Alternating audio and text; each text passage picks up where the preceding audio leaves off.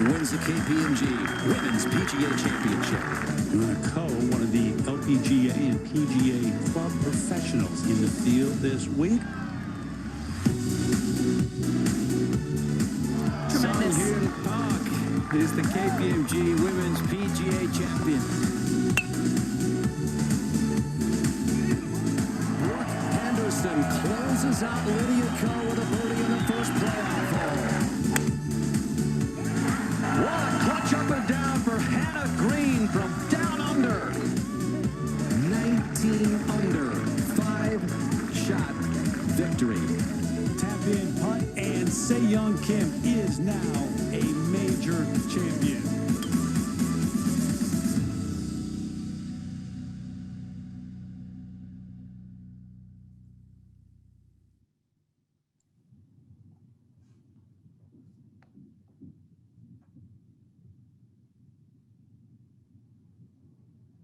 I hereby call this meeting to order at 9:04.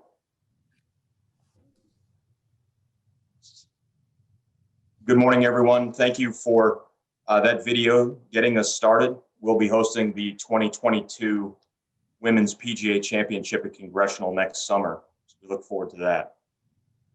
I'd like to begin this meeting by thanking everyone for joining us this morning. While we may be getting closer to a time where we can host these membership meetings in person again, we want to still be meeting virtually and share important information and updates with you. Similar to the fall, in this virtual environment, a few elements of this meeting will be accomplished differently than we have while we meet in person. We kindly ask for your understanding. Here are a couple of the important housekeeping items that will assist in conducting this meeting. Attendance will be recorded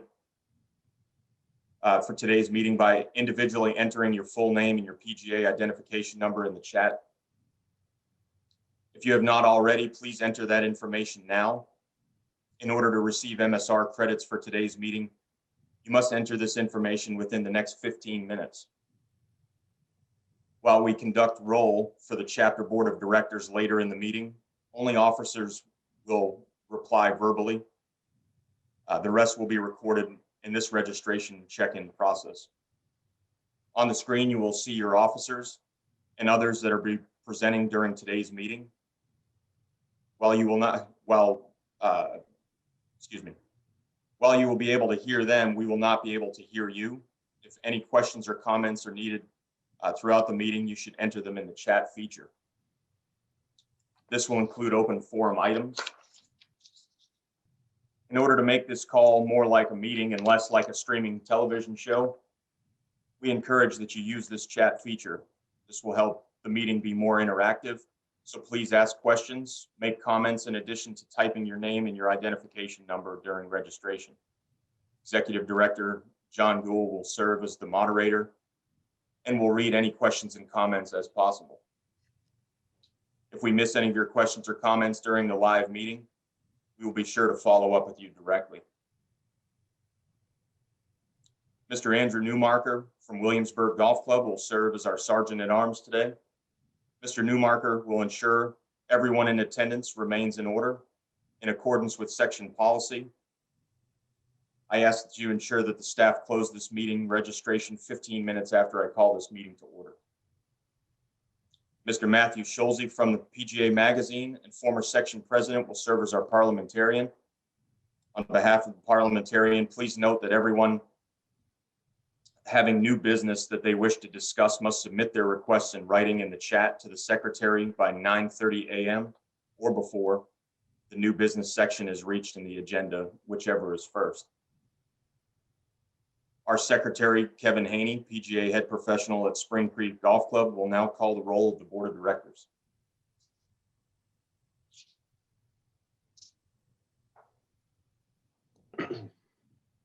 All right. Good morning, everybody. Good morning, Mr. President. Morning. President Dan Capozzi, Present. Vice President Scott Graber, Present. Secretary Kevin Haney, present. Honorary President Andrew Weisinger, Director at Large Brian Liebler, A8 Director Ryan Marks, Eastern Director Adam Reeland, Southern Director Andrea Wilson, Western Director Michael Abraham, Tournament Chair Mike Maroney. Thank you, Mr. President.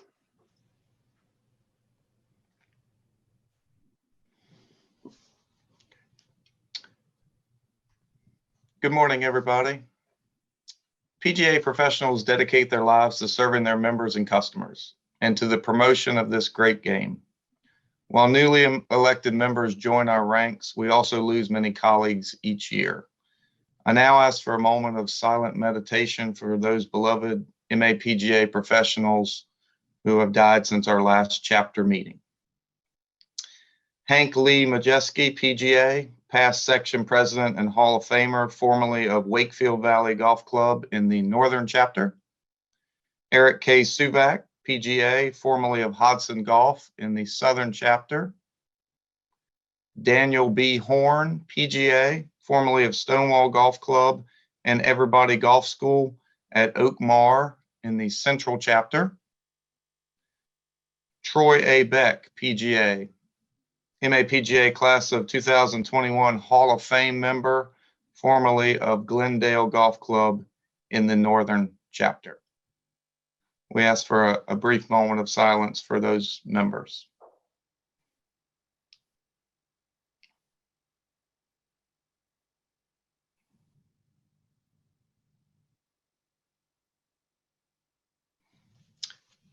Thank you very much. Thank you, Scott. I'd like to offer a huge thank you to our supporting sponsors for today's meeting. We have in attendance Vince Lindenschmidt from Bridgestone Golf, Hank Jones from Pace Caper, and Sheila Bernard from SCNS. Let's first hear from Bridgestone Golf. Vince has a few prepared remarks that will be followed by a question and answer session moderated by Executive Director Gould. If you have any questions for Vince, please enter them in the chat. Vince? Yes. First of all, I'd like to thank the section for allowing us to participate as a sponsor, because a lot of us, including myself, we're golf pros, and we know the value of that, and we appreciate the support that we're getting from the section. And also to the pros in the section, we do appreciate everything that you do to support us, and we'll do our best to support you as well. So it's very important to us to be part of this. Did you guys have any questions about Bridgestone from the section? Because I can tell you what's been going on. Yeah, Vince, I have some questions lined up, and we'll have some coming in. We're in Georgia, Covington, Georgia, I'm sure. But just to update everybody, since we're in Covington, Georgia, we never shut down last year during the shutdowns around the country. So we were able to ship product when some couldn't, and we make the balls down there too, or some of them. There's been a lot of challenges, as we all know. All the companies are having some of the same challenges, especially anything that comes from other things, just clothing, hats, a lot of these things that are made. But as far as golf balls, which is our main business, the Tour B balls and the new E12 are made right down there in Georgia. Another thing that is happening that I only found out about last Tuesday is that, DuPont makes Surlyn. They have the market of Surlyn. They have a plant in Texas some of them important to produce Surlyn, that froze. I mean, the plant completely froze. So that is causing a shortage of Surlyn throughout the world and other chemicals too. A lot of those petrochemical plants are down there. But since our big brother is Bridgestone Tire, and they're one of the largest customers of DuPont for chemicals, they intervened and have helped us get metric tons of Surlyn delivered, which is enough to make 80,000 dozen Surlyn covered golf balls.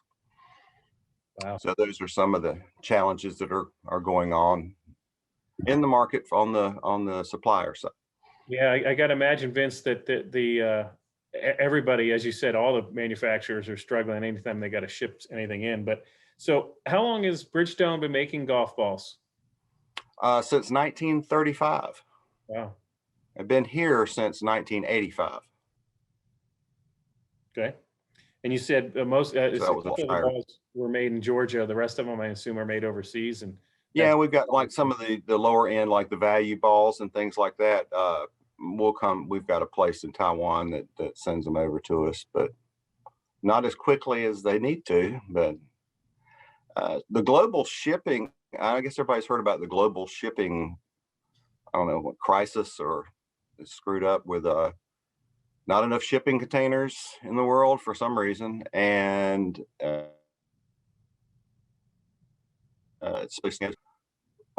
fact, Patrick Hanna's wife, who's our rep in the northern part of the section, his wife is a lobbyist, and the port of Long Beach is one of their people they represent. There's 40, 50 ships sitting out there at all times waiting to unload. And so there's a little bit of a slowdown in that regard. One of the other challenges on the manufacturer side here is labor. Shipping and some of the more, I don't know, unskilled positions, I would say, with the enhanced unemployment from the federal government, and then of course the state, and stimulus payments. A lot of people are not opting to work right now. So that's another challenge that we have. So anyway, that's going on. Yeah, I think everybody's got challenges, right? What's new from Bridgestone in 2021 in terms of technology? I'm sorry. What's new? I couldn't hear that last thing. What's new in 2020? Yeah. Okay. Well, in the past, the E6 was a 3-piece, our straight hitting Surlyn ball, and 2 years ago we started the E12 and to replace it. So, which is a more improved version now. This year is the new version of the E12, since we change normally every 2 years. The new E12 contact is what it's called. It's got a very interesting, unique dimple configuration, which I have never seen before. But it's everybody's concerned, knows about dimple within dimple. This goes the other way. It's got a raised center to allow more contact with the face of the club. In fact, 38% more contact. And it's only been out about 4 weeks now. It gives you more efficient energy transfer. So you've got less spin and straighter off. I believe it checks up a little better because of the extra contact with the face on the short game. And it's getting great reviews already. That's the main thing that's new. We've got a new glove. It's the soft grip glove. It's a synthetic glove, more of a traditional type with a Cabretta patch on the heel pad and then also on the thumb. But it's well priced to where you could sell it for probably $10, $11. Very good.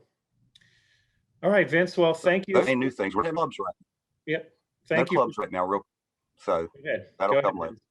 Go ahead. But anyway, I was just going to tell you, Japan is where our parent company, will probably get us clubs next year. They've had an interruption with the shutdowns in Japan. So, but other than that, that's what's going on. I appreciate you having me. Well, we certainly appreciate your support of MAPGA programs, including the Southern Chapter meeting. And I think one of you guys are going to be out at the tournament next Monday, correct?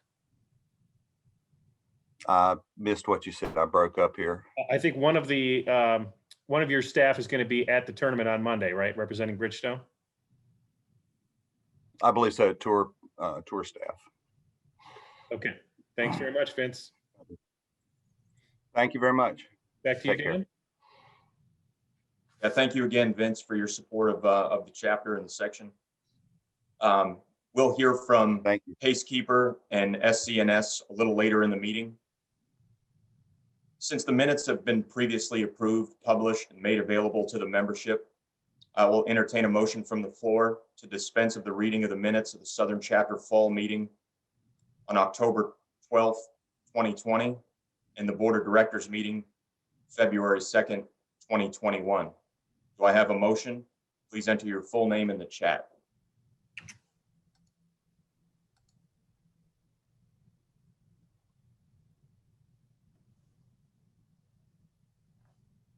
Yep. Thank you. Do I have a second? Please enter your name in the chat. Got it. If you are in favor, do not need to enter your name. If you are opposed, please enter your full name and nay in the chat.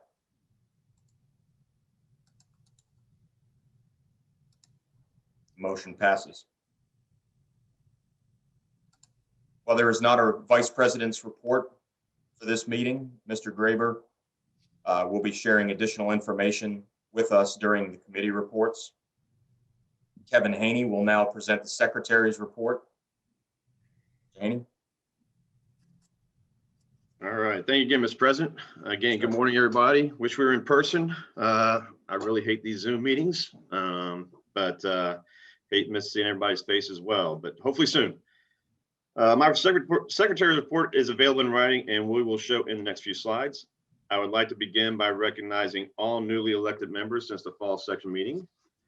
The newly elected member since the fall section meeting is Mr. Mark Lynch, first tee of Richmond. Congratulations, Mr. Mark Lynch. Mark will be joining us later in the program to tell us more about his experience hosting a PGA Hope program. Excited to hear how his programs go and look forward to hearing him speak.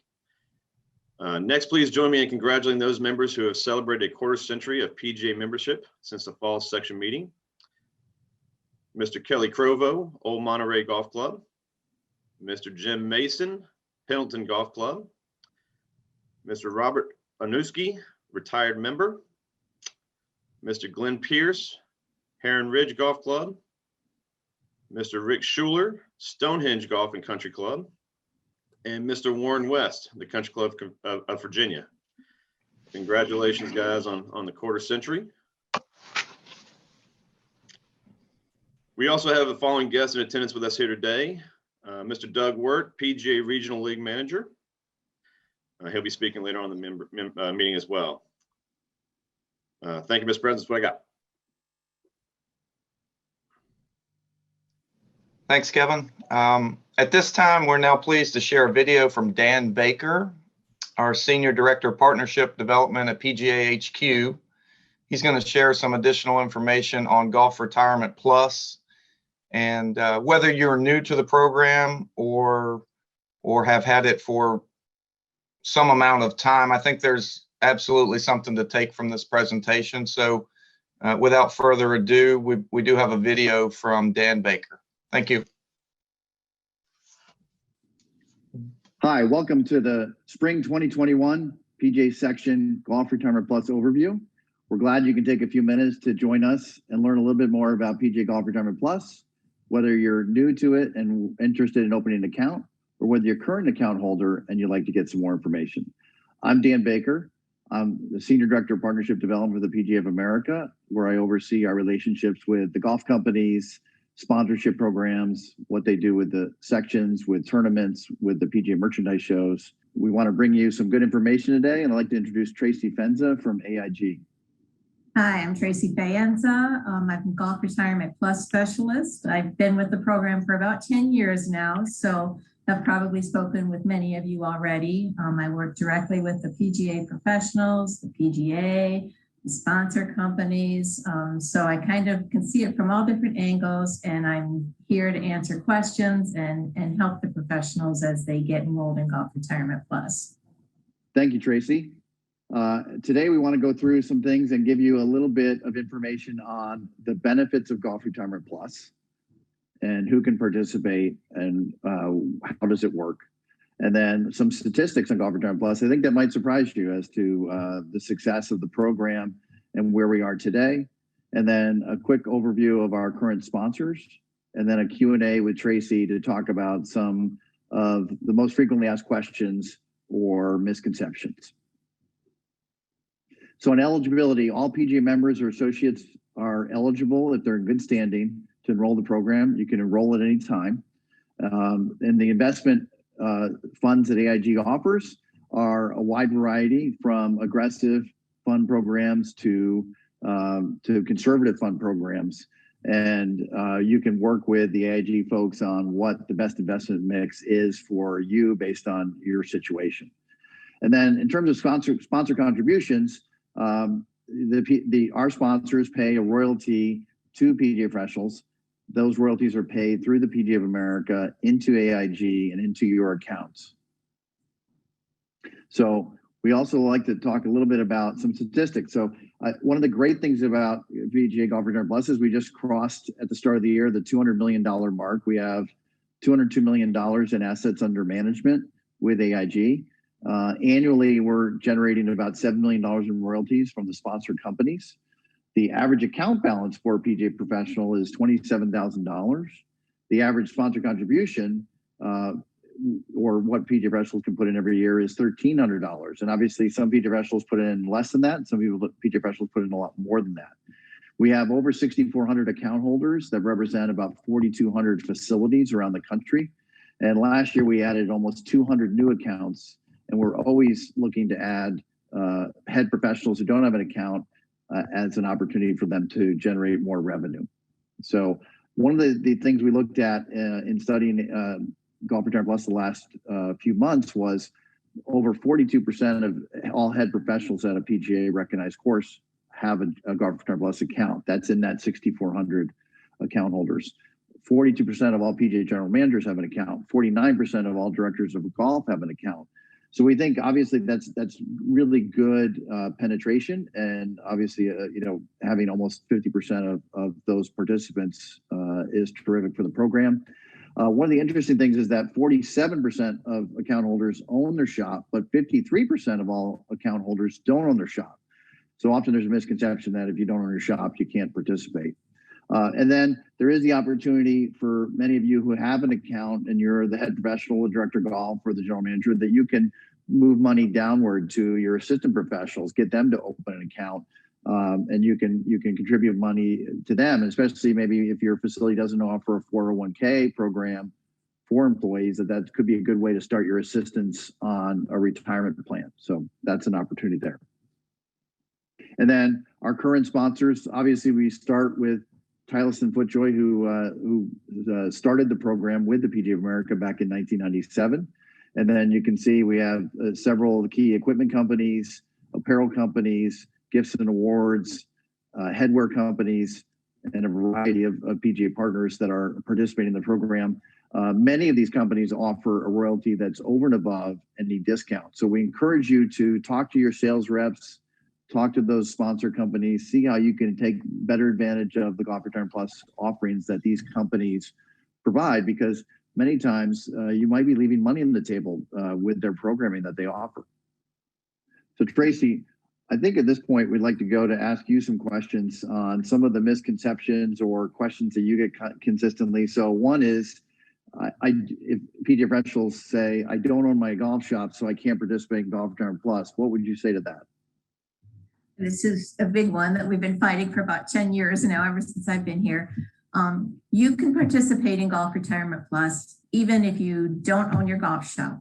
As Dan, as you alluded before, There are, most of the companies in the program are going to offer Golf Retirement Plus dollars above and beyond any discounts off invoice. So the shop and the PGA professional can both participate. There are some that will offer an option either one or the other. You and the employer will decide which way you want to go on those, but we can cater that to meet the needs of your particular facility. So if you want the discounts here and Golf Retirement Plus dollars here, we can set that up. We do that every day. Also, in addition to that, you can make your own contributions into this. This is a non-qualified account, so you can contribute as much as you want into this. It won't impact what you're putting into your IRAs or any other qualified accounts, but you can make contributions if you want. You have some extra money and want to build up that retirement account, you can do that really easily with this account. Thanks, Tracy. And then when PGA professionals, when they register with the sponsor companies, do they also sometimes think that they're also enrolled in GRP, but they're not? Yeah, that's a newer trend we've seen. People are aware, the professionals are aware of the different companies. So they may go to one of their sponsors that they do a lot of business with. They get it set up. That's great. But if you don't have a Golf Retirement Plus account, there's nowhere for that money to go. So if you set up something with the sponsors, and even if you're not sure if you know you don't have one, or if you're not sure you have a Golf Retirement Plus account, please reach out to us. We can get the account set up. It only takes about 10 minutes over the phone. Very easy process, but very important if you want to receive those actual contributions. And then what forms are required annually? What do PGA professionals need to do each year? Right. Annually, the big one is the facility authorization agreement. This is an annual requirement by the PGA. A lot of people think that enrolls them with the sponsors. It doesn't. You want to look at that facility authorization agreement as your deposit ticket. We have to have that form on file each year in order to deposit the money from the sponsors you selected. The other step is then at that point, we will help you make sure you're enrolled with the sponsors. On that facility authorization agreement, there's always a small box that indicates which sponsors require annual enrollment. I think there's 5 or 7 right in there that require you to re-enroll each year. The rest of them are just a one-time enrollment. You're good from year to year, unless you change facilities, then you'll always want to re-enroll. So those are an annual form. And then the last annual form would be if you're sharing contributions with multiple professionals at the same facility, there would be an incentive allocation agreement. I know that sounds like a lot of forms, but you always have me there to help you with that. I work through that with everyone each year to help get them set up. So two takeaways are: 1, get your forms filled out; 2, call Tracy, email Tracy. Exactly. Those are good. That's good advice. So, and then also PGA professionals can view their contributions online, or how do they access to check their sponsor contributions? Yeah, they have access. They already have access and they don't realize it. All you need to do is log into pga.org.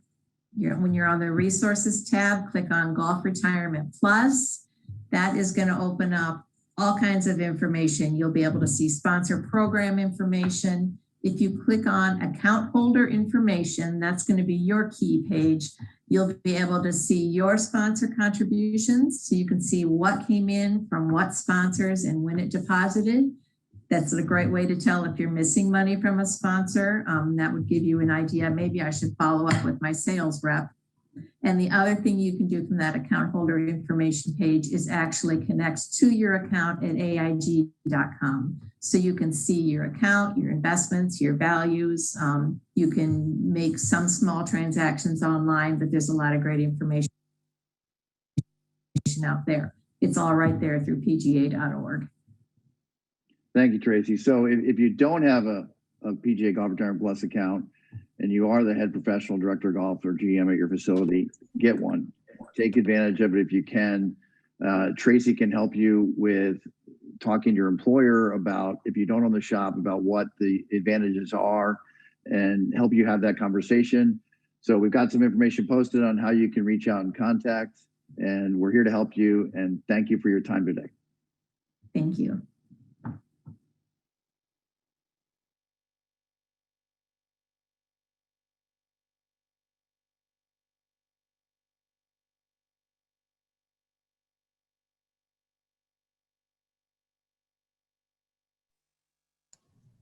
Sorry about that. Thank you for that video. Hopefully that gave everybody a lot of information on Golf Retirement Plus. It's a great program if you can participate in it. We're going to start with our committee reports, and I'll begin with our sponsorship committee.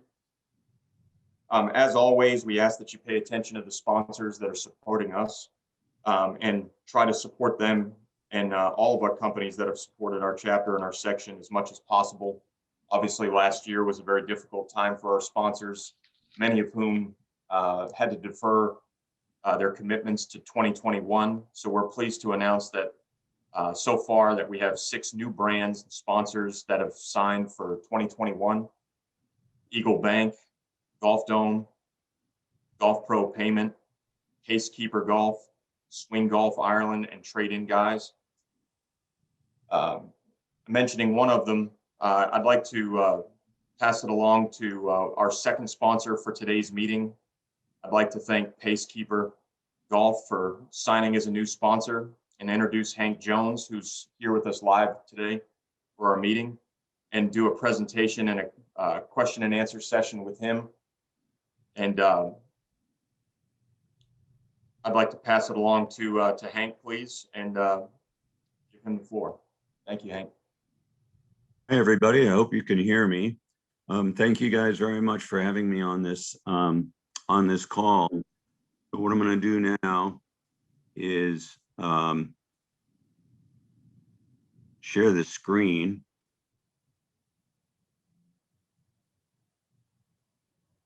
Hold on. There we go. Hopefully you guys can see this. As you all know, that slow play really compromises the enjoyment of the game. And so we've built a tool that will hopefully make the pace of play a lot easier. It's a simple tool that helps motivate, teach, monitor, and generate sales. And I'll go through these various bullet points and then you can ask me questions. All right, first of all, to motivate, first of all is Pacekeeper is a tag. It's a color-coded tag that is put on golf bag, put on a cart, that sort of thing, and it essentially tells groups that whether they're on pace or not. As the screen shows, it says if you're on pace, the little light on this tag goes green, and if you're 5 to 10 minutes behind pace, it goes to yellow, and if you're more than 10 minutes beyond pace or behind pace, it switches over to red. And actually, since I put this together, we also have a purple light that will be a weather warning for those people who are using the Pacekeeper. This is a constant reminder, as it says on this screen. It is also a device that's pretty dynamic in that it will show the pro shop what is going on out there on the golf course. One of our really key principles for Pacekeeper is to teach young kids, juniors, and so forth, beginners, that pace of play is a very important part of the game and important to the enjoyment of the game. And with our little tag, we see it as a fairly non-confrontational way of letting players know that they're on pace, behind pace, or way behind pace.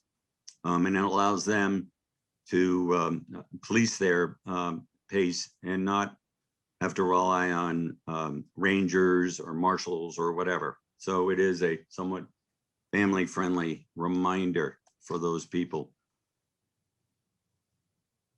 Now, when it comes to monitoring the pace of play, I think you all sort of know based on what you've learned from Tag Marshal and the Visage program and such. There's a lot of GPS technology in the game now, and we have we've created a new sort of way of using GPS technology that allows course pros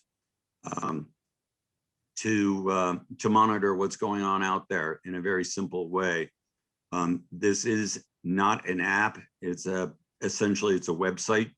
So it allows people in the pro shop or at their home office, the guys in the Ranger cart who has a phone, the starters booth, so wherever you are, that you can monitor what's going on out there on the course. As it shows on that screen on the right-hand side, that it'll show, where there are bottlenecks and so forth on the course, where it would show some, those red dots.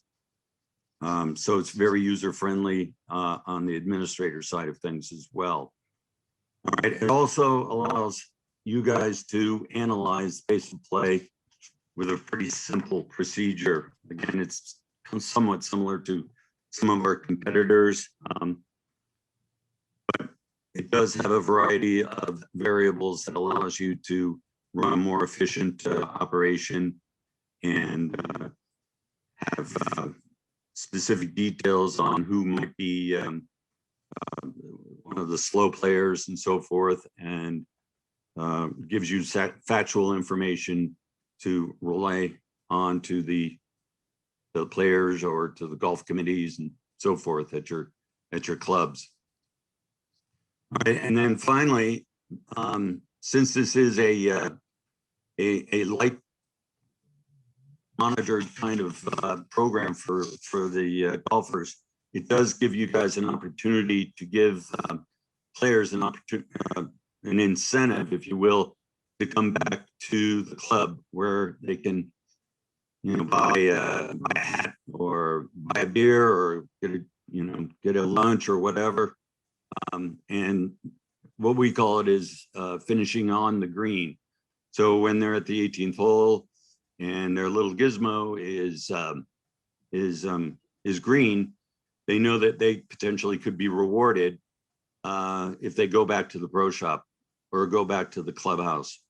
Too many times I hear about golfers when they finish playing 18, they just hop in their car and then off they go to another restaurant or to a bar or wherever.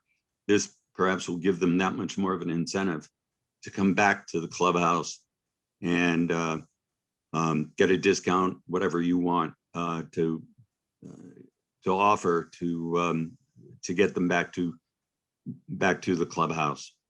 Okay, so and then finally, we are making this as affordable as possible, starting at a price of $250 a month. This is all leased. Please understand that this is not something that you have to put on every part. It's portable. It's got a clip. It's got a magnet that sort of slaps on the side of the golf cart. And so what that tells you is that you don't have to have the full fleet required, committed to having these pace keepers. Only one is required per group because, the group of four, they'll all see the little red dot or a green dot or yellow dot, letting them know the status of things. We do all the installations and so forth from our home office. It doesn't require doing any sort of putting pins between or markers between holes or anything like that.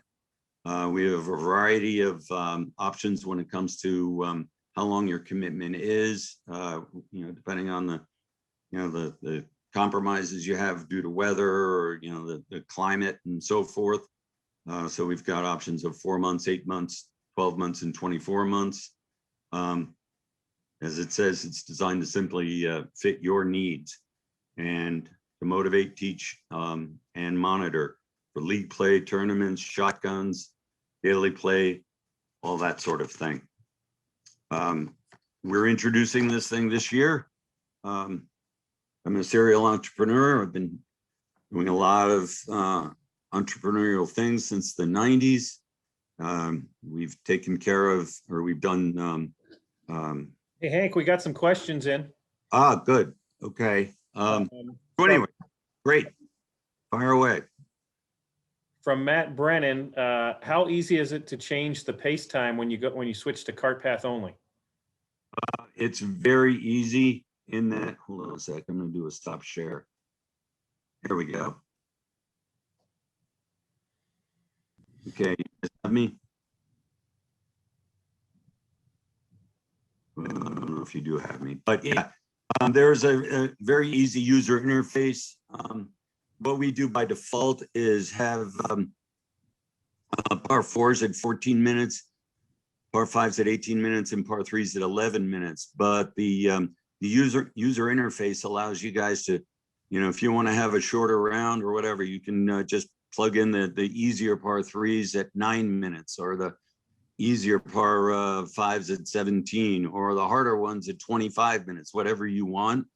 And even if you have like a kids tournament, you could change that for that day. It's a very easy a way to do that. You just go onto our user interface and just plug in the times that you want for the individual holes. Another question, Hank. Does the weather warning system use a detection system, or is it activated by the shop? It's activated by the shop. Okay. Yeah, it's just a simple universal message that will help you guys let these people, the golfers know when it goes purple, you got to come in, and it might give them an incentive where, if you do come in within, I don't know, 15 minutes or whatever of the gizmo going purple, you get a free round or something like that. But that's up to you guys. All right, that question was from by the pro shop. That question was from Kevin Haney. Thanks for that. Another question: is there any initial setup a course has to do to get started on this? No, we do all the setup. Essentially, how it works, and I don't want to get too far into the weeds of this, is that we do coordinates through longitude and latitude with spots between holes. So we take a look at what the hole is, or of course, take a look at where the course is laid out, and we find spots with longitude, latitude between each hole. And so we essentially put a virtual marker there. We don't have to visit the course or anything like that. That marker has a diameter of about 30 yards or so. And as long as that pacekeeper goes through that marker of 30 yards, it'll send a message and do all its thing when it comes to comparing the real time to the allotted time. And this is all through cumulative times. It's right. All right, Hank. Well, I did want to let our Southern Chapter membership know that we are going to be utilizing this system at the tournament next Monday. Hank will be there on site.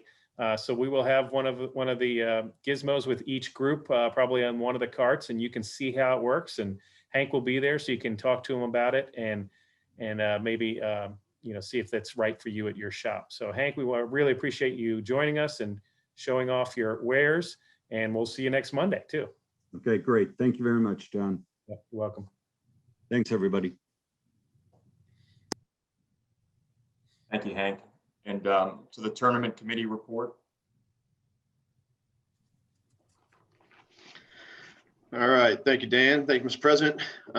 Again, thanks to all those sponsors for all the persons we played for their commitment to this section, the Southern Chapter.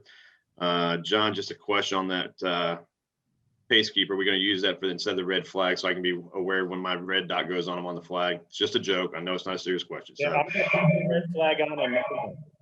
For me, I know. Absolutely. Yes. I don't think there's been one I haven't gotten one on yet. So I'll be looking forward to that. Again, let's get out there and play this year, guys. We got a great tournament schedule in just the Southern Chapter and our section as well. Covering a few things coming up. Spring Pro is April 5th at Hermitage Country Club. Deadline is this Wednesday, so make sure you sign up. Our chapter championship is June 7th at Poplar Grove. And our fall meeting and Pro Assistant is September 27th at Kings Mill. Hopefully that meeting will be in person, and then we'll have the tournament afterwards. But I want to thank those clubs for hosting this year. Section championship will be at Riverbend and Westwood on September 13th through 15th. A couple things that our Southern Chapter is hosting for section events. We are hosting the Senior Junior at Kings Mill on June the 1st. Our Pro Scratch will be at Dominion Club on June 14th. Citizens Championship will be at the Federal Club on August 9th and 10th. Senior Championship at Country Club Petersburg on August 16th and 17th. And the Team Championship is back at Salisbury Country Club on October 25th and 26th. Again, thank those clubs for the section events. Thanks to the other clubs for their chapters hosting. State Open used to be at down at Ballyhack and Roanoke for past few years, and it's making a move this year back to Independence Golf Club. State Open will be July 16th through 18th. It is Friday through Sunday. Used to be, I think, Thursday through Saturday, but it's Friday through Sunday, Independence. Thanks for them hosting the State Open again, July 16th through the 18th. One other event on note, big Pro-Am. We've had a few Pro-Ams the past few years out in Vegas. This year, the MAPGA Pro-Am will be traveling to Kohler, the Whistling Straits course, and Black Wolf course. The Kohler Pro-Am is in October. It's the first public event after the Ryder Cup. So it'll be in October, 9 days after the Ryder Cup. So it should be a great venue. Obviously, getting to play the Ryder Cup course right after they get done will be a great experience. Limited number of teams. Make sure you get out there and sign up. I think there's 10 teams right now that we're allotted for. I think there's about 5-6 teams already signed up. So a few spaces still available. We could probably expand that list if we know in advance. So if you're interested, please make sure you sign up. Make sure you get out and play this year. Love to see everybody in person. We had a successful year last year once the tournament season started with the policies we put in place with COVID. There were no issues. Thank our staff, thank our volunteers, and look forward to seeing everybody soon. Thank you, Mr. President. All right, thanks, Kevin. That is an excellent tournament lineup. Hope to see a lot of people out there playing this year, and looking forward to seeing Pacekeeper. If you could put me in front of Kevin, that would be great based on that report. Thank you, sir. I'm going to do the Employment Committee report. As most of you should know, Career Links is now a thing of the past. The new system is through the PGA Job Board. And really all you need to do is fill out your job preferences to participate. Our current completion rate, no surprise, is #1 in the nation. Still several who have not completed that yet. So if you have the time, or if you don't, just make the time. It's a really good tool, whether you're currently searching or be searching in the future. It's an excellent tool to use, and it could not be any simpler. At this time, I'm going to introduce our PGA career consultant, Mr. Greg Stenzel, and he has a video update for us at this time.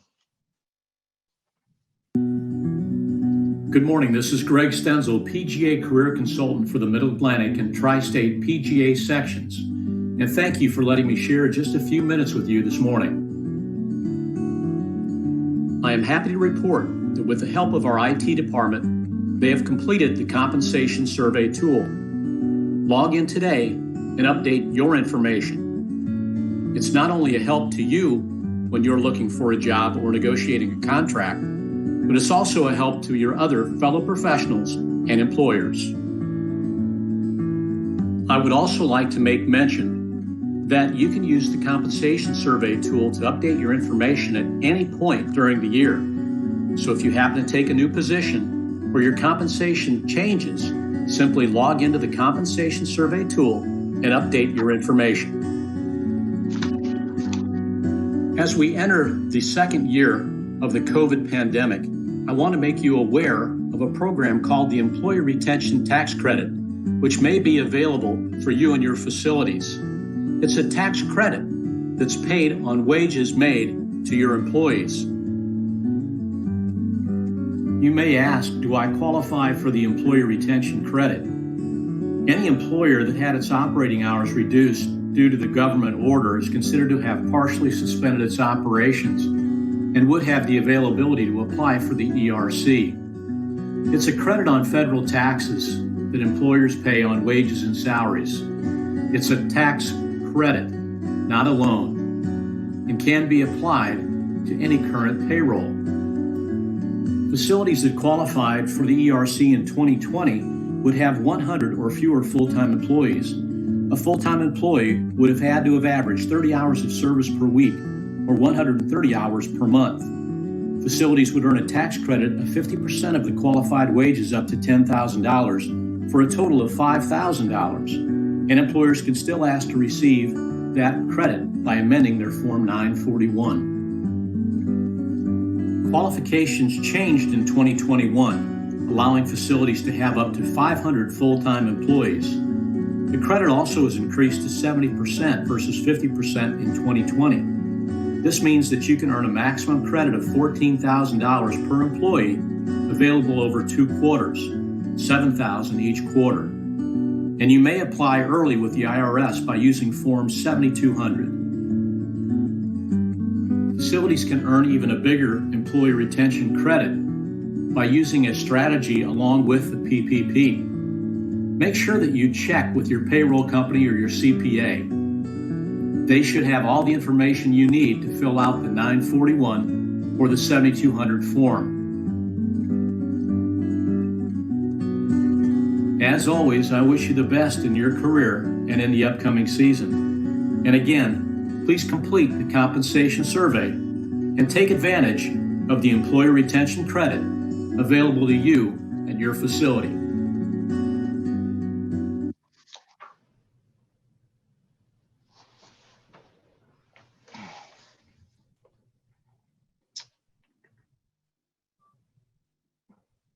I think before we get to the scholarships, just lastly on employment, the section did host their employment summit on March 15th, just a couple weeks ago. Greg and other career consultants from around the country were there. Some great information, ways to differentiate yourself, new ideas how to market yourself. As John would say, it's an employment summit, not an unemployment summit, or an employment consultant, not an unemployment consultant. So please make sure you utilize those resources. We're blessed with a very good one here in Greg. If you did not go to the summit and you'd like to see it, it's available on the section YouTube page. You can go to that anytime and view it at your leisure. If there's any questions on employment on Greg's presentation, we can take those in the chat room at this time.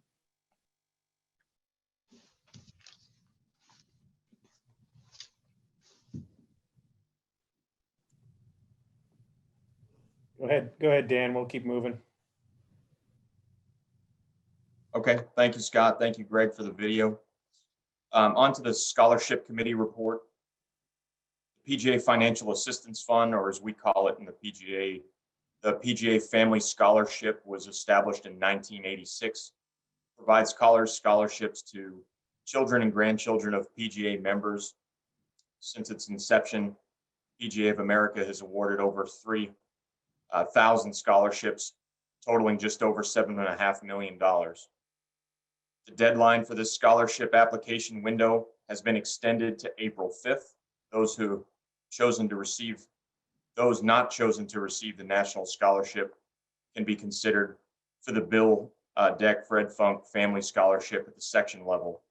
If you have a child or grandchild who may be eligible, I encourage you to apply by visiting the pga.org website for more information. The Player Development Committee report, I'm going to pass it over to Kevin Haney. All right, thank you again, Mr. President. I'd like to introduce Player Development Coordinator at the section office, Claire Jansa, and our Regional Manager, Doug Wirt. They have prepared an in-depth presentation. As you are listening, please enter any questions you may have in the chat room or in the chat.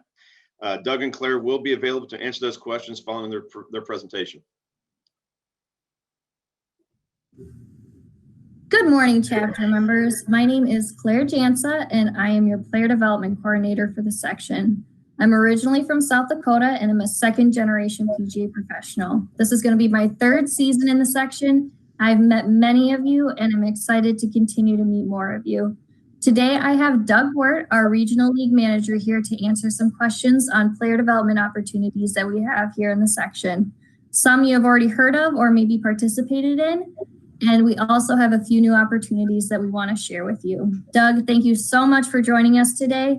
Do you want to introduce yourself? Thank you, Claire. Welcome, everyone. I hope all of you are doing well. I wish that we could be together in person, but I thank you for letting me join you today. A little bit about myself. I now serve as Regional League Manager for the Middle Atlantic, Tri-State, and Western New York sections in the Coaching and Player Development Department at the PGA of America. I am a 29-year member of the PGA of America, and I've served in many roles in facility management around the country, as well as director of a PGM program. I am very passionate about player development, and I'm here to help you create value for yourself and your facility. And I've truly enjoyed the time in my role over the past 4 years, learning more about you and your facilities, and looking forward to seeing what best fits you and your facility. Awesome. Thank you, Doug. Again, so happy to have you here today. I want to get started with PGA Junior League, a program that many of our professionals have already heard about. Some may have not. So just want to cover a few questions here that may help them as they continue to move forward here in the future with their player development. So with PGA Junior League, is it hard to get started with PGA Junior League? You know, it really isn't, Claire. You know, PGA Junior League continues to be the flagship program of all the programs we have available to help create more activity at your facility. It is really not that hard to get started. The first step is really to review all the information on the website, and then give me a call or Claire a call to get more information. You know, we've really made it easier at the local league level now to get a program started and provide a great experience for your players and families. We've reduced the number of players needed for a league, as well as relaxed rules on team size and number of matches. And we provide a pre-registration tool now on the website to help professionals with steps to get started. Yeah, that pre-registration tool is really awesome. So is PGA Junior League for competitive players or for player development, or both? That's a great question. You know, it's really awesome that we have, you know, the postseason with PGA Junior League. It does create more excitement, more awareness of the program. But, you know, PGA Junior League is a player development program, and it's there to bring communities together through the fun team golf experience. You know, plus those experiences that transcend golf itself, you know, like friendships that can last for years to come, or a newfound sense of confidence for a player. That's awesome. So who can play in PGA Junior League? So PGA Junior League is open to boys and girls 17 and under, and we have two divisions, 17U and 13U. And we definitely welcome all skill levels and abilities. You know, no prior golf experiences is required to participate on a PGA Junior League team. And over 80% of the players in PGA Junior League in the past are either beginner or intermediate golfers. That's awesome. I love the wide range that we get to offer this program to. So how has player registration been this year? I know last year was a little difficult, but we did see some success. But how are we doing this year? Well, you know, first of all, we were amazed with the players we did see in 2020 with the pandemic. But this year we're seeing record registrations, not only in the section, but around the country.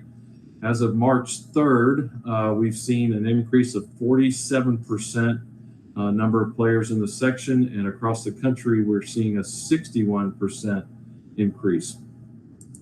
That's amazing. I love hearing those numbers.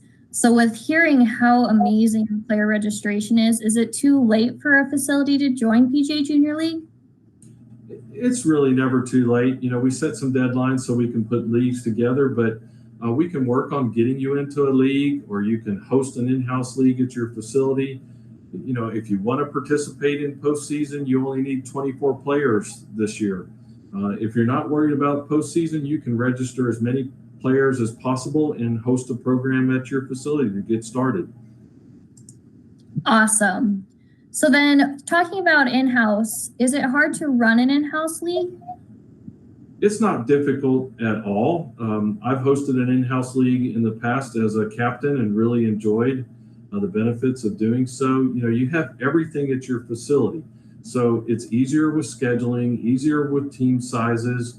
easier with communication with your parents, and then the facility benefits from that additional revenue from additional play, food and beverage, and more. And if you have 24 players, you would have an all-star team that are your own players from your club. That's pretty cool. So along the lines of those benefits that you were talking about, can you elaborate a little bit more on the financial benefits of having PGA Junior League? You know, we've heard so many stories about revenue streams, and you can see more on PGAJuniorLeague.com, but streams that have been created from PGA Junior League. You know, first of all, you have your registration revenue, which is generated by a price that you get to choose based upon what you're offering. Then you can create additional instruction programs to generate revenue for you or your team. And I've heard stories about it being difficult right now to provide enough compensation for assistant professionals or instructors. Well, PGA Junior League is one way to help with this for those people. And then we've also heard great stories about increase in food and beverage revenue, merchandise sales, and other activity at the facility. That's awesome. I love hearing all the benefits for our PGA professionals. So after hearing all of this, if someone hasn't already gotten started, how do you get started with PGA Junior League? Well, first of all, they can contact you or myself.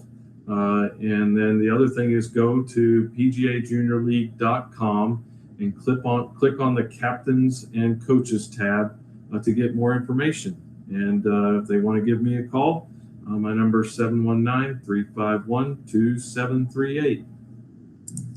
Awesome. Thank you so much for all that information for PGA Junior League. We've seen so much growth here in the section and love all the opportunities that it gives our PGA professionals. So moving on from that, we have our new program that I am super excited about and can't wait to really dig into here in the section. So I have a few questions for you on PGA Family Cup. So why PGA Family Cup? How did it come about? Oh, that's a great question. You know, PGA Family Cup came about from a number of us on the coaching and player development team seeing at PGA Junior League matches, mom, dad, aunt, uncle, grandma, grandpa, kids, whatever, on the cart path watching as the PGA Junior League players were playing. And so we got to talking about, okay, how do we get them off the cart path watching and on the course playing in a fun format for families, you know. And so in PGA Family Cup, you know, the thing is, we look at it in regular sports, your team becomes your family. Well, the cool thing about Family Cup is that your family now is your team. And this really brings family members of all ages together on the same team and connects them for golf. Through golf. And so, as I mentioned, think about all those different family members, and you know, it's so relaxed as well that you can invite a friend as well if you want. Awesome. So that family term is loosely defined, I can tell, which I love that you can include anybody that you love or want to be around. So what can this PGA Family Cup program do for a professional in their facility? Well, what we found is PGA Family Cup, through our phase of piloting it, it's strengthening relationships at the facility. It's helping professionals create more lifetime golfers, and it's helping them also build vibrant communities at their facility. And those of you as PGA professionals and facility managers, you can build your business also by giving clinics and lessons to the family members who don't golf or want to improve their game before or after participating in a PGA Family Cup event, and then use this momentum to help keep them engaged after the event at your facility. Awesome. So then how does PGA Family Cup tie in with PGA Junior League? Well, PGA Family Cup we see as a natural progression from PGA Junior League. You know, PGA Junior League has created those communities of families at your golf facility, and now PGA Family Cup gets those families, as I mentioned earlier, off the cart path watching and onto the course with their children playing. Awesome. So then how does PGA Family Cup work? Well, it can be hosted as a single event at your facility, or you can host a series of events in a format chosen by you. We do recommend, we have a recommended format that, you can do a series of 2 or more events that keeps the families engaged and coming back to the facility. Or you can do one event, tie it into your PGA Junior League. Really, it's up to you. But we also recommend a 9-hole par 3 setup that utilizes yardages from 50 to 150 yards. And we feel this setup allows everyone to play from the same tee, keeping the family together. It helps you with pace of play, and it really creates that fun and inclusive atmosphere for the families, for players of all skill levels. Awesome. I love the flexibility that there is for everybody to be able to make it their own. So how many PGA Family Cup events does a facility need to host to be a part of this program? That's up to the facility and what best fits them and their schedules, so you can offer one event in the season or offer a series of events. We've had professionals do both. We've had professionals who offer Family Cup as a way to finish their PGA Junior League season or to start it off.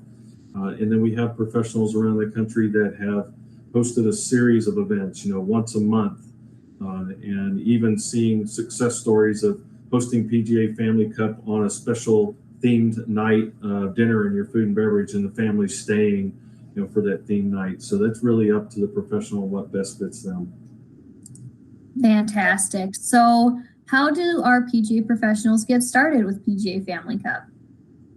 Well, first of all, just like PGA Junior League, they can contact you or myself, and then the other way is to go to pgafamilycup.com, which, by the way, I want to say is a brand new website and a new platform, new format than what we've been using for PGA Junior League. The registration process now is so much easier than what we've seen for PGA Junior League, in that you register your facility one time, and then as you want to add events, you go back into that registration and add events and details of the events so that you can advertise them to your families. And then the other thing I want to share is what you get out of PGA Family Cup as a professional. First of all, got my support, Claire, here to help. The website has an amazing number of tools to help you with marketing, promotion, running the event, and all kinds of tools there. Also, we provide you awards for each event that you host. 3 awards that are made by Signs of the Sea, nice Family Cup pennant style that you can hand out to the families for winning or different types of prizes you might want to do during the event. But we provide that for you. And then the families each get a team kit that includes a wireless mini speaker, a photo frame with the Family Cup logo on it, a tote bag, and 2 poker chip ball markers for fun for later. That's awesome. I kind of want one of those team kits, not gonna lie. They sound awesome. Thank you so much for adding all this in. Great information for our PGA professionals. It's awesome.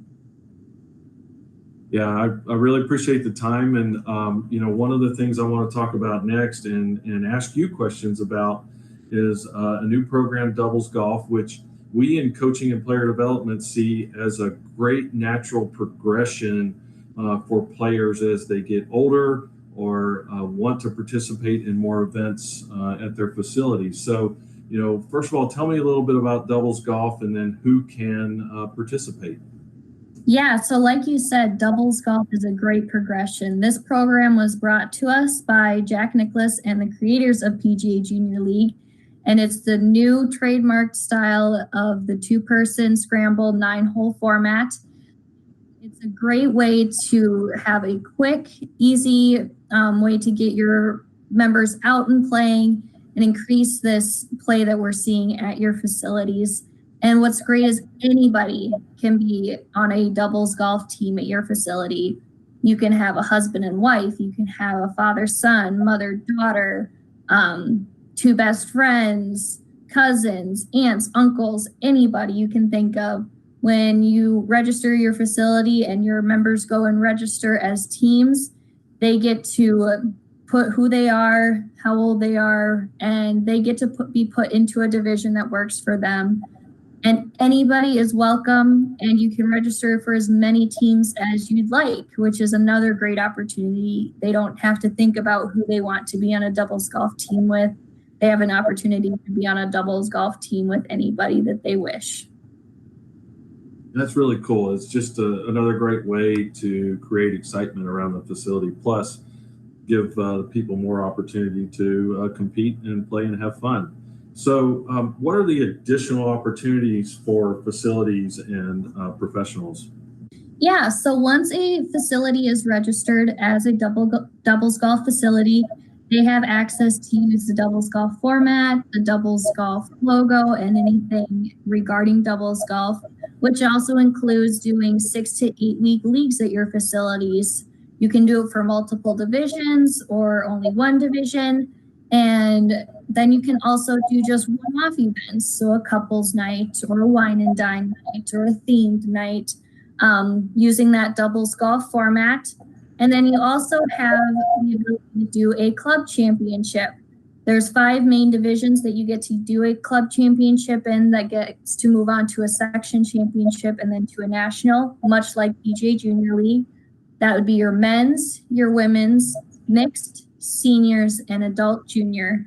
Now, you are welcome to host a club championship for any of the divisions that are registered at your facility, but those are the 5 main ones that would move on through the qualifying process. And what's fantastic is there is no cost to the facility to do any of this. And with all of the events that you hold, you get to pick that price. Now, with the leagues, you will set the price. $20 of that will come to the section to help with administration of section championships and any administration of leagues that we do. But again, you get to pick that price based on what you are going to offer at your facility. And then your events, like your wine and dines or couples nights and your club championships, you get to set that price based on if it's multiple days or what you're involving food and beverage wise, cart wise, anything like that. So it's a really great opportunity to, again, keep that engagement up and build more revenue for our PGA professionals, which we're really excited about. Yeah, it sounds like a great way to include things, not just at your golf course, but at your facility as well. So let me ask, how much work is involved in running doubles golf on behalf of the professional? Yeah, so again, there's a lot of opportunities, obviously, and the big thing is if I do all of this, how much work am I putting into it? And what's really great is, besides getting set up, getting the tee time set, the availability on the course, and kind of all that background administrative stuff, that's pretty much what you have to do. After that, what's great is there's this scoring app that they use, and the teams will post their scores for the event. So after they're done, they'll post it to the scoring app, which you have access to as an administrator at your facility. And you'll be able to see those scores, and the scoring app will do the majority of the work for you, which is amazing. And doubles golf also has a lot of resources to help you work through any scoring allocations, anything like that that may need to happen if there's players of different abilities within an event. But again, other than just doing that background administrative stuff, once they start playing, it's up to them to post their scores, which is great. That's really convenient, so the fact that they can score themselves. So tell me a little bit about how the scoring works. Yeah, so whenever a team plays the 9-hole format doubles golf, they can post their score into the scoring app. Now, again, that's whether if they play in the league, in an event, or if they just go play out on a Saturday afternoon with their doubles golf teammate. Whenever they play, they can post their scores. And teams will then be rated based on either when they sign up, if they put in their handicaps, or after they have played 2 doubles golf rounds, they'll receive an official rating, which you can kind of think of as a handicap, but it's just a doubles golf version. And then within those ratings, so it's A, B, and C, within each division, they'll also be ranked, and they'll continue to be ranked. So anytime they post, that ranking will change, and they'll be able to see where they are at a facility level, at a national level, at a section level. So it's a great way to keep people involved all the time with what we kind of consider a running scoreboard, which is really awesome. And those ratings are changed quarterly based on your score. So if you have a team that's getting better, they'll change into that different rating. If there's a team that's struggling, they'll get changed. So they're always playing against people that are at the same level they are, or if they're playing against someone that's maybe in a different level, that scoring allocation will be there to help you make it an even playing field for everybody, which is great. So it really sounds like a fun way to keep score, keep track of how you play. The app does a lot of that, does all that for them. So it sounds like a really great way to create more activity at your facility. So how does a professional get started in doubles golf? Yeah, so much like PGA Family Cup or PGA Junior League, you head to doublesgolf.com, click on the course registration link. It's very simple. You just put in your basic information for your facility, and then you'll receive an email from Doubles Golf with links to marketing materials and any information that you may need to help run your leagues, events, and club championships. And obviously, again, I am here to help. Doug can help, and anybody at Doubles Golf is available to help with any questions as well. But we just see it, again, like Doug said, as a great progression from PGA Junior League to PGA Family Cup, now to Doubles Golf, to continue this amazing increase in play at your facility in a fun and competitive way for anybody who wants to continue to play golf with people and continue to see your club as a second home. So again, we're very, very excited and happy to help in any way that we can. Well, this is all great. Very excited to spend the time with you today and everybody else. I just want to say thanks for the time and the opportunity to serve everyone in the section and continue to help with player development. And, I just want to leave with encouraging everybody to do what you can do to maintain the momentum that we saw in 2020 and keep things going, because it's very exciting times now in our industry, despite what everybody's been dealing with. Make sure that you're doing everything you can to keep this momentum going. So Claire, thanks so much for the time. And please, everyone, please feel free to reach out if there's anything that I can do to help you. Yes, thank you so much, Doug. This information has been amazing. And like Doug said, we're here to help, and we're excited for the season to start and hopefully get to see you guys in person soon. So thank you again for letting us join you. Thanks again, Doug, and hopefully we'll see you guys soon.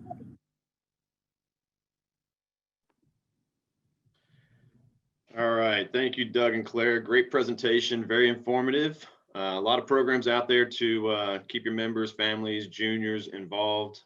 Please utilize the career development resources and offering documents if you'd like to learn more about these offerings. In addition, Claire and Doug are always available should you have any follow-up questions. But great programs out there to get your members, guests, juniors involved, introduced, and at your club. So thank you again, Doug and Claire. Thank you, Kevin. I'd like to pass it along to Andy Weisinger for our Junior Golf Committee and our PGA Reach Mid-Atlantic Foundation updates. Andy. Thank you very much, Mr. President. Good morning, everyone. The MAPGA Junior Tour is currently underway, and it's scheduled to include over 40 events during the 2021 season. The Mini Mulligans division, which, if you don't remember, is the 9-hole division for ages 5 through 10, is back again this year. So please share this information with your fellow PGA professionals who are or may be considering hosting an outside for-profit tour event. Please consider hosting an MAPGA Junior event, as all of our efforts and money raised stays right here in our Mid-Atlantic section. The MAPGA Junior Tour wants each parent and their child to have amazing experiences where the junior becomes a better athlete and competitive golfer. But they should also learn the values which support the development and character which they must possess to be successful throughout life. No for-profit tour can honestly state this is their intent, but the MAPGA can. We're proud to say that. So the Patriot Golf Day, which takes place over Memorial Day weekend with the recent changes, now shares revenue with PGA Hope and PGA Folds of Honor. During the last 5 years, our section has collected almost $3.5 million, providing over 700 scholarships. This has positively altered lives right here in our community. To learn more about this program, please join me in watching this video. Hey, it's Colonel Dan from the Folds of Honor, throwing a huge salute out to all my fellow PGA members. Thank you so much for your support. Though we are separated in this COVID world, I know our spirits are united as we press toward Patriot Golf Day 2021 this Memorial Day. Folds of Honor, PGA Hope are together, truly forming the most holistic, impactful veteran program this country knows. It is the most heroic round golfers get to play all year long, and it happens this Memorial Day. I want to talk to you a little bit about the why behind this. Folds of Honor now has awarded over 29,000 scholarships to spouses and children who've had someone killed or disabled defending our freedoms. This year brought so many challenges to our country, one of those with this great racial unrest and our desire for equality. I want to highlight a statistic about Folds of Honor you probably don't know, but 41% of our recipients are minorities. My humble opinion is the bridge to equality only comes through this gift of education. Combine that with the impact of PGA Hope bringing veterans to the game, stemming this tide of 20 veterans a day committing suicide. This is a noble and heroic mission, but it doesn't happen without your help. We need you to visit patriotgolfday.com and register your facility for Patriot Golf Day. You will receive MSR points, but more importantly, you're getting into the fight. And that is an opportunity and I think an obligation we have as PGA golf professionals to lead and to lead in ways that matter most in taking care of our military, the veterans who are suffering from post-traumatic stress, and fighting in a healthy way to find equality in this country are amazingly good and important reasons to participate in Patriot Golf Day this year. Our goal is to sign up over 5,000 golf courses. We will take those funds raised over Memorial Day and split them evenly between Folds of Honor and the scholarship recipients and PGA Hope. Again, thank you for your support. I look forward to seeing everybody in person as we find our way back to normal in 2021. And I am blessed to be a PGA member. God bless everybody, and God bless America.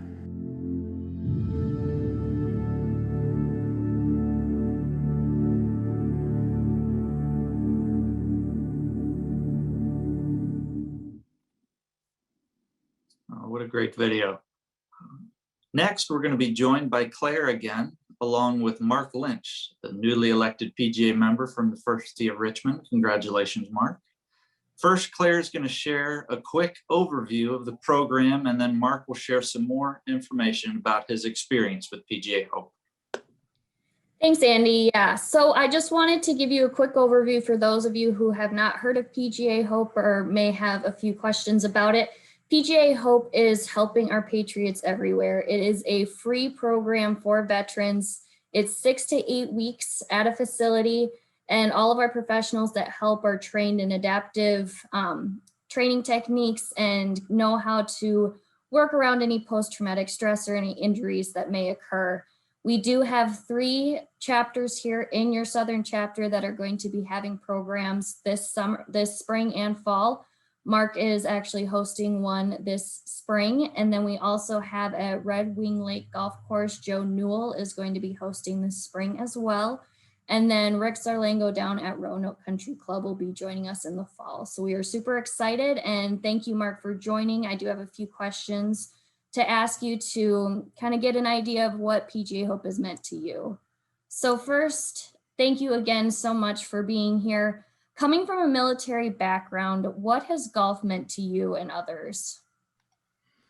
So thanks for having me, Claire, and being able to talk about this great program. But coming from the military background that I've had, golf changed my life pretty significantly.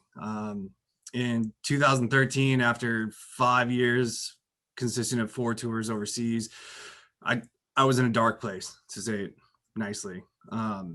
And through golf, I was able to find a way to assimilate back into culture, back into society after continuous deployment. So Sunday mornings down in Augusta at Forest Hills, I found a group of other veterans and separated service members who just played golf, understood golf, and found camaraderie within the game in a distraction-free environment. So many of the folks that do come back now from most of the deployments are dealing with PTSD issues or traumatic brain injuries, something that was long ignored during the Vietnam era and prior to that. So what a distraction-free environment on the golf course, and a competitive environment as well. I don't know if you know this, but military members are extremely competitive. Winning is our only option. So it has absolutely changed, and that's what led me to becoming a PGA member recently. Thank you. Yeah, well, thank you so much for your service and everything that you've done. It's amazing to hear how this game is helping people after they have served for us and done so much for us. So as a PGA Hope lead, this is going to be your kind of second round of it. You started a few years ago, obviously with COVID, we had some issues last year, but coming into this for your second season with it, what benefits have you received from being a PGA Hope instructor? A ton, mainly the camaraderie and knowing that I'm helping other folks. So when we first started, about 3 years ago, we had 4 people in our spring and 6 people in our fall session. Last year, took the year off. As we came out last Monday, and we'll have this evening, we have 20 folks registered to participate.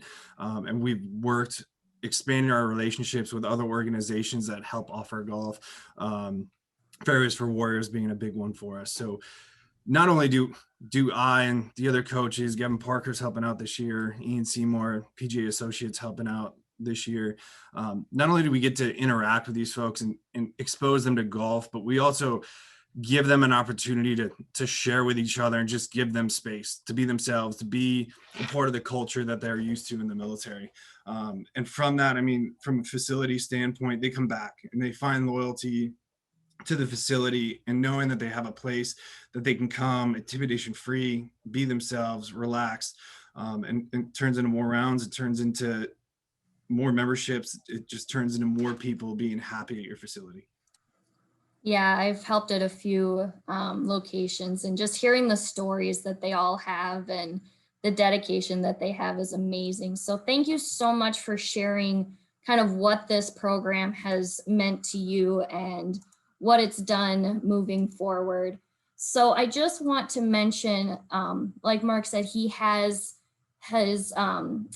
associates helping him, but we need more. There's always a need for more people being trained.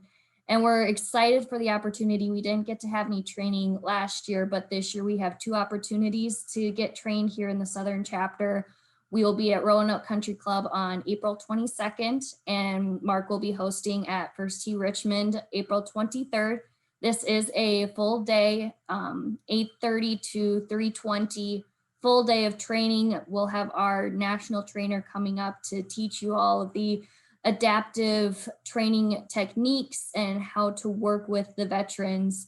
And it just gives us an opportunity. We want to get as many people trained as possible, because the more people that we have, the more people we're able to help. And Mark can speak to it. The more trainers the more trained professionals that he has, the more you're able to interact and have that personal connection with all of the veterans that you serve. So due to the current COVID restrictions, that there may be attendance to these trainings may be limited, but we do want to know who in the Southern chapter and who in our whole section wants to go through this training. So if you head to our website and go to the Reach tab and military, you'll scroll down towards the bottom underneath the map of our locations. You'll see 2 tabs. One will be for interest in training. It's a quick 2 questions letting me know that you're interested. just so that we have a list. So as we continue to do trainings moving forward, we can get all of you trained who would wish to be. There's also a link there for you to fill out the benefits that you have at your facilities for veterans and anybody in the military.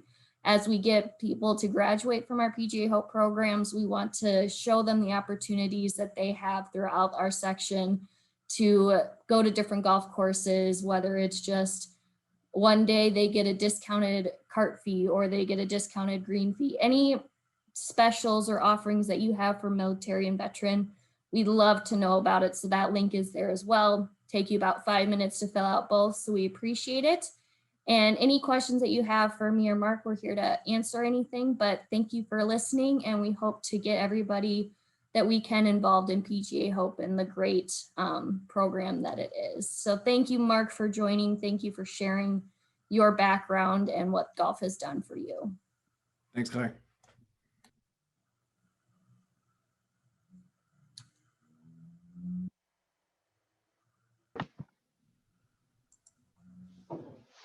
To the Education Committee report, Scott. Thank you, Mr. President. Just before we get to that, Mark, thanks so much for being here. Congratulations on your membership, and thank you and all our veterans for what you do. It's a real pleasure. As I was watching that, I can't help but think that if Dan Rooney had facial hair, you guys would be twins. I can't believe y'all look so much alike. Standard haircut. But anyway, thank you so much. We appreciate you being here. As far as the Education Committee report, we did conclude our spring education series. It was a tremendous success this year. As we went to virtual, it actually exploded quite a bit. Hopefully you were able to take advantage of some of those recorded seminars. Once again, if you weren't, or if you want to go back and review them, you can find them on the section YouTube page. We also had a very successful teaching summit, once again virtual. So the organizers of that had to do quite a bit of jumping through hoops to get that done, and it turned out very, very well. The presenters included Dr. Sasho McKenzie, Mike Romatowski, Dr. Scott Lynn, along with Tim Campbell from one of our sponsors, Iconic Golf, and Marty Jerkson from Ping Golf. So very successful day we had that day. And again, there's a recorded version. It's actually on the website as well, if you want to go back and look at that. And what they're asking for is, if you do, that you would kindly donate $10 to our PGA Reach program as a donation for I guess, attending that seminar, but we would love to see as many people see that afterwards as well. Thank you, Mr. President. Thank you, Scott. We're going to move into my president's report, and I just want to take a couple of minutes as we're in election season going into the fall for governance. I just want to take a few minutes to kind of address what governance has done for me professionally, what it means to me, and just a small overview. I started on the board when I was 28 years old. So I was a young up and coming professional, just started in Williamsburg a couple years prior to that, but I wanted to get more involved, meet some more people, expand professionally, learn how I could help and assist as much as I possibly could. Just part of how we develop professionally, personally. There's no better way to get involved than in governance. And, you know, we have a lot of conversations on the board level about how to get more people involved. And we hear a lot of the same concerns. You know, personal conversations I've had with people have come down to, you know, time concerns. And, you know, we all are busy. We have our own situations, professionally, personally. Me, you know, no, I get it. I understand it. Busy is part of the golf business in general. We do more with less help nowadays, and that's part of what we do. But we do it with a smile on our face, and I've never gotten more out of anything than being involved on the board. And I've started on the chapter level in every position. I started 8 years ago as the director at large. It was a great opportunity for me to start and get involved, but also to get exposed to the section board level as well, and gave me an opportunity to see if it was something that I wanted to continue to pursue from an officer's position. But it opens your eyes to so many things that you would not normally have an opportunity to be involved in, and to be around some of the most special PGA professionals in our association and in our chapter in our section. They're brilliant minds. They have a lot of the same. We all have the same love for our section, our association, and the things that we try to do to make sure that we can pass things forward to our members and our colleagues. So I encourage you to get involved. You get so much more out of being in governance than you'll ever put in. And, when it comes down to, common concerns, there's support everywhere. There's support from, Hall of Famers, past presidents, past board members, section officers, and of course, the PGA section staff is the best in the country. They are absolutely there for you at every step of the way. They take care of everything that's needed to make sure that you're set up for these kind of meetings, board meetings, programs, whatever it may be. They are absolutely hands-on, and they're first class in every aspect of that. So as we get into the fall, September 27th is our election at Kings Mill. We do have the 3 officers positions, our director at large position that's available. We have regional director positions. Those are all great ways to start getting involved and see how you can help, see if it's something that you want to continue to pursue. The director at large position is something that you need to, if you're interested at that election, have somebody nominate you from the floor. If you're interested in running for a secretary or an officer's position, that's available in the fall. Please let me know. Let any of the officers know that you have some intent to do that. We've had some conversations already with interested candidates, which is fantastic. And we want to have as many people as possible that are interested in getting in governance to do so. So we need your help. We want to continue moving forward. It's an extremely fulfilling thing to be on the board, and I encourage anybody that's had any thoughts of that to do so as they want to develop themselves personally and professionally. If you have any questions regarding any of the board positions or any roles, please feel free to reach out to me directly.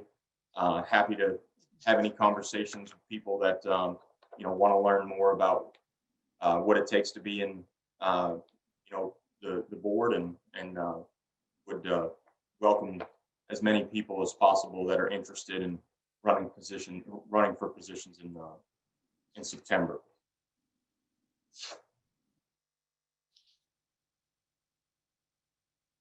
I'm pleased to announce that the Mid-Atlantic PGA will be launching a new website soon. The website will feature new enhanced features that will include a new interface that's easier to use, mobile responsiveness, easy access for member logins that corresponds with your PGA.org login. So keep an eye out for that website as it comes out soon. I'll now entertain a motion for the meeting to be accepted in all the reports that we have presented. Do I have a motion? Please write your full name in the chat.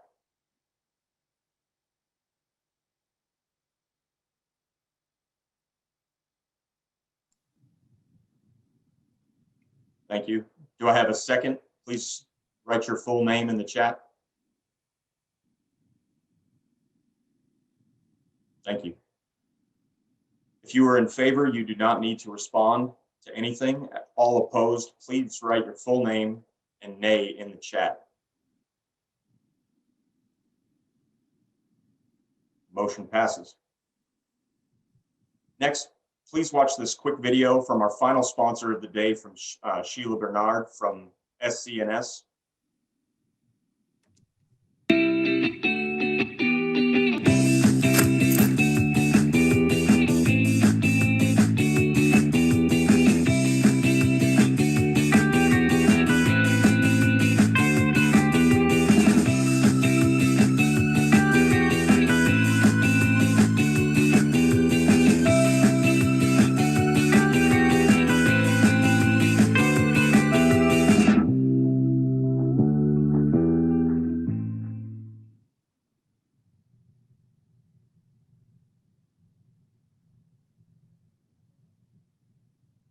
Thank you, Sheila.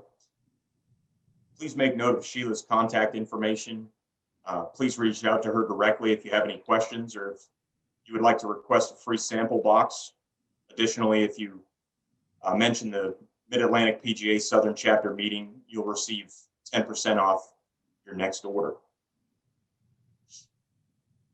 Hey, Mr. Dan. Secretary, do we have any unfinished business? Just think John was trying to mention something there real quick. Yeah, I was just going to say the SCNS is the people who have provided those bars for you on the first tee of our events for a while now. We didn't do them last year, obviously, because of COVID. And I will follow up with an email to the membership and include all the sponsor names and contact information to help you if you want to send a note to either Sheila or any of the sponsors and thank them and maybe consider ordering from them. Thank you, John. I think we're good on any unfinished business, Mr. President. Thank you, sir. And Mr. Secretary, do we have any new business? None that I can see. We'll move on to open forum. Does anyone have anything for open forum? If so, please type it into the chat now. Executive Director Gould will now assist in reading items that we receive.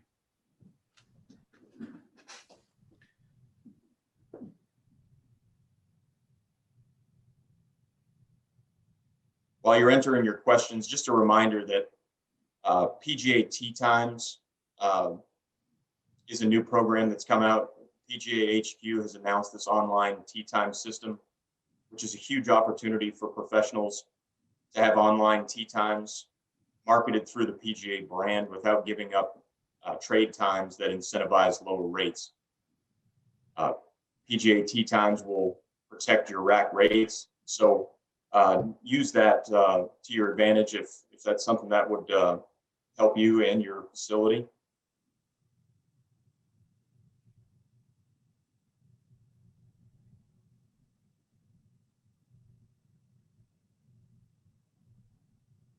As we await any final items for open forum, please note that we're hoping for an in-person meeting for this fall, September 27th, Kings Mill Resort, and for our section meeting.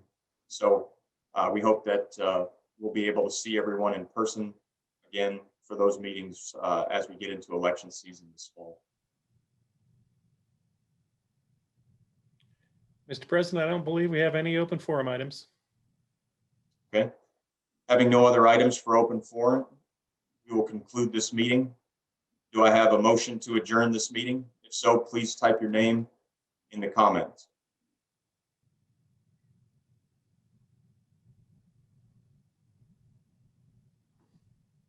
Thank you. Do I have a second? There we go.